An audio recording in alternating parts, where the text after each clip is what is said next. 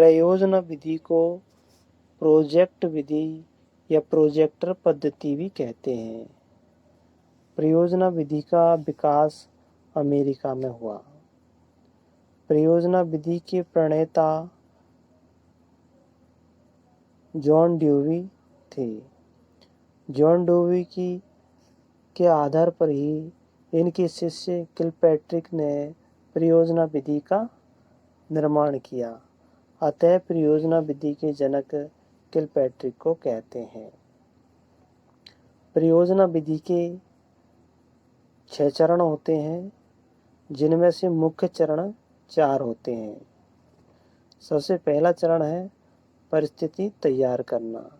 इसमें बालक के सामने ऐसी परिस्थिति तैयार की जाती है जिससे बालक परियोजना लेकर स्वयं आता है। फिर दूसरा चरण है प्रोजेक्ट का चयन करना। इसमें बालक अपनी इच्छा के अनुसार प्रोजेक्ट का चयन करता है। फिर तीसरा चरण आता है कार्यक्रम बनाना।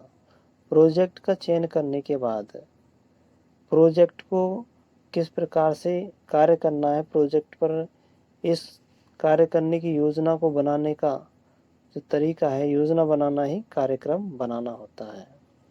फिर चौथा चरण, कार्यक्रम तैयार हो जाने के बाद कार्यक्रम को क्रियान्वित किया जाता है। इसमें बालक स्वयं क्रिया करता है और क्रिया करके सीखता है।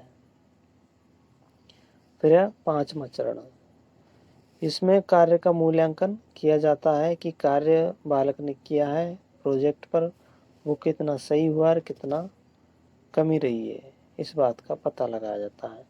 फिर जो अंतिम चरण है वो है कार्य का लेखा जोखा रखना। इस चरण में जितने भी बालक प्रोजेक्ट को लेकर के कार्य करता है उन सभी कार्यों का शुरू से लेकर अंत तक उसका लेखा जोखा रखा जाता है।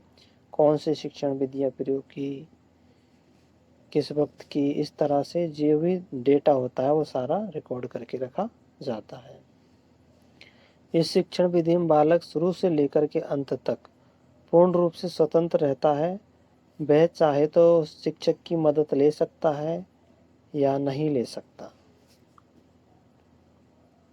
अब हम देखेंगे प्रोजेक्ट विधि के लाभ।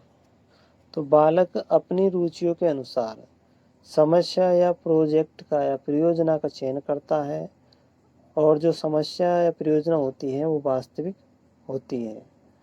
बालक को नवीन परिस्थितियों से अवगत हो जाता है, यानी कि ये प्रोजेक्ट विधि है बालक को नवीन परिस्थितियों से अवगत कराती है।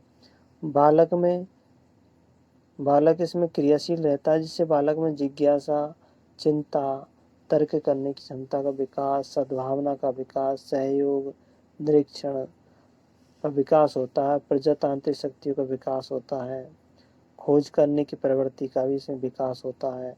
इससे आत्मविश्वास बालक में बढ़ता है, नेतृत्व करने की क्षमता का विकास होता है और इसमें भावात्मक स्थिरता आती है और बालक में संग्रहण करने की क्षमता का भी विकास होता है।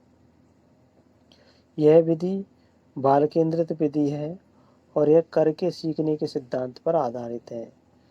इस प्रोजेक्ट में सभी विषयों के ज्ञान का समावेश होता है।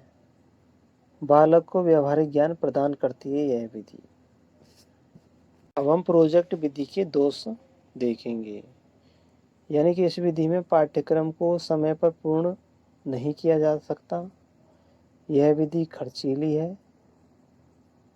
प्रशिक्षित अध्यापकों तथा संदर्भ पुस्तकों का इसमें अभाव होता है। बालक को पूर्ण रूप से स्वतंत्रता देने से परिणाम अच्छे प्राप्त नहीं होते और शुरू से लेकर अंत तक बालक स्वतंत्र रहता है। तो ये हुआ हमारा प्रोजेक्ट विधि का लेसन पूर्ण।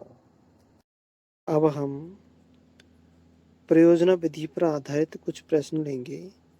तो प्रोजेक्ट विधि में कितने परियोजना विधि पर आधारित कुछ सवालों को हल करेंगे। 4 मुख्य सोपान होते हैं। तो पहला सवाल है, ऑप्शन बी सही हो जाएगा। परियोजना विधि में मुख्य सोपान कितने हैं? कुल सोपान 6 होते हैं। तो यहाँ ऑप्शन बी। अगला क्वेश्चन है 4 होती है मुख्य सोपान और जबकि सोपान 6 होते हैं। बाल केंद्रित विधि नहीं है। तो व्याख्यान विधि बाल केंद्रित विधि नहीं है, शिक्षक केंद्रित है। प्रोजेक्ट विधि, प्रयोग विधि और प्रयोगशाला विधि ये बाल केंद्रित विधि है।